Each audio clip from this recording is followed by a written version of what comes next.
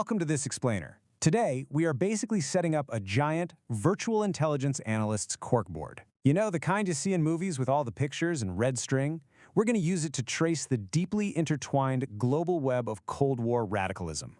We're mapping out a shadow history that spans all the way from the mid-20th century right up to today, and we'll show you exactly why modern global conflicts are way more connected than you might think. So right off the bat, let's dive into this really provocative question. How on earth do Vietnam, France, Morocco, and Japan actually connect?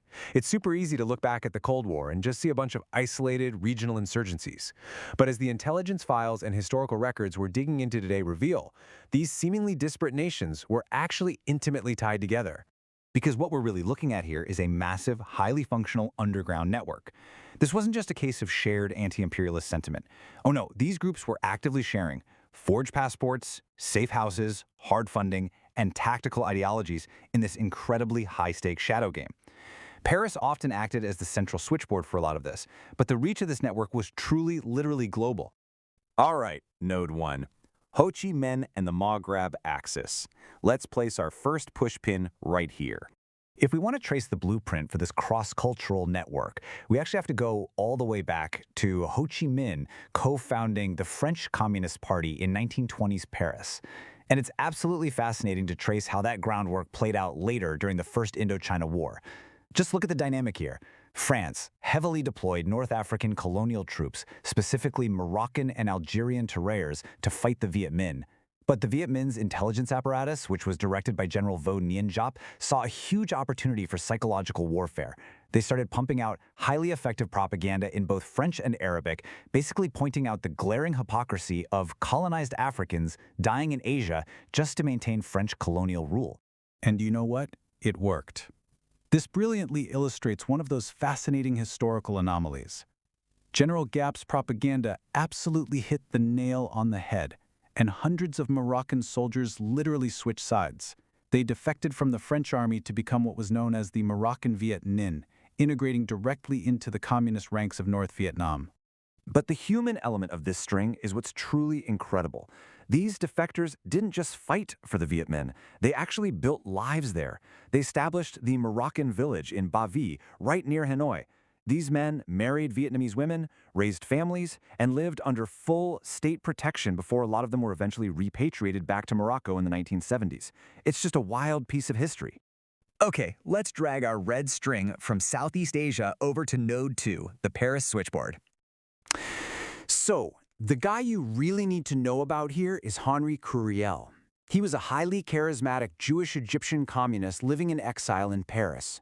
In fact, the French right-wing press dubbed him the boss of the terrorist support networks. And honestly, it is wild to realize that he ran this incredibly disciplined, entirely illegal logistical machine known as Solidarité, operating right under the noses of French intelligence. When you look at the sheer scale of Curiel's operation, it's pretty mind-boggling. Solidarité supplied vital, on-the-ground operational logistics. We're talking forged documents, secure safe houses, and massive money laundering for anti-colonial and militant groups worldwide. That included the Algerian FLN, the South African ANC, and Palestinian militants. Curiel's run finally ended in 1978 when he was assassinated in Paris. And to this day, the culprits remain totally unknown, with suspects ranging everywhere from far-right paramilitaries to foreign state intelligence agencies. Now, around that exact same time, we've got to pin another string in Paris to Mehdi Ben Barka. This guy was a towering figure in what was known as Third Worldism. He was a Moroccan left-wing opposition leader operating out of France, and he was actively organizing the 1966 Tricontinental Conference in Havana. His ultimate goal? To fuse the revolutionary movements of Africa, Asia, and Latin America into one massive unified front. But before the conference could even happen in 1965, he simply vanished. If you map out his disappearance, it reveals this chilling sequence of coordination. Investigations later uncovered that his kidnapping was actually a joint effort, orchestrated by Moroccan state intelligence under General Mohamed Oufkir, working with the direct complicity of rogue agents within French intelligence, and ultimately executed with muscle from the Parisian criminal underworld. It's literally state power and shadow networks violently colliding. Next up, Note 3, the Far East Vanguard. Let's stretch a string from Europe and the Middle East all the way over to Japan. This is where we run into the Japanese Red Army, a feared militant group born out of these violently intense anti-Vietnam War student protests back in Japan. But notice the stark contrast in how they operated.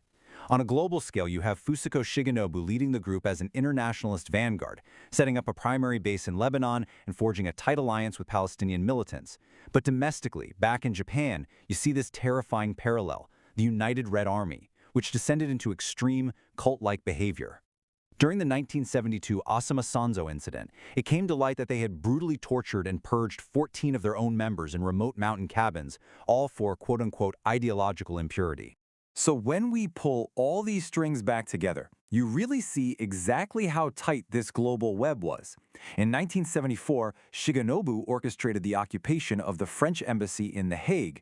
But here is the critical connection. Her network heavily utilized the exact same European underground logistics forged by Henri Curiel in Paris. They took hostages in the Netherlands just to force the release of a fellow militant who was imprisoned in France. I mean, think about that. Japan, the Middle East, and the Parisian underground all intersecting seamlessly in one single operation. All right, let's zoom out and look at the whole board now. Let's examine the unraveling from the 1990s up through 2026 to see how this interleaved web slowly collapsed after the fall of the Soviet Union.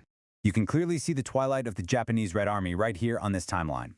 Shigenobu somehow managed to evade international intelligence for decades, until she was eventually arrested in Osaka in 2000.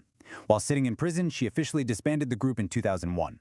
Now, she was actually just released in May 2022 after serving a 20-year sentence. Upon her release, she expressed regret for the harm caused to innocent civilians, though she simultaneously maintained her long-standing critique of Western imperialism. But here we are in 2026, and the pushpins on our map, they represent much more than just historical footnotes.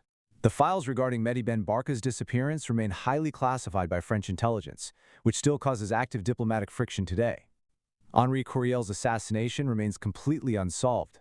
And yet, on a completely different note, the descendants of the Moroccan Viet Minh represent these incredible living cross-cultural bridges between Rabat and Hanoi today. So, as you digest everything in this explainer, I want to leave you with a final thought to ponder. We've traced the visible threads connecting Ho Chi Minh, Parisian shadow operatives, Moroccan intelligence, and Japanese militants. But with key files still locked away in government vaults and major assassinations remaining totally unsolved decades later, you have to ask yourself, what other invisible strings remain hidden in the shadow history of the Cold War? Thank you so much for exploring the board with me today, and keep asking questions.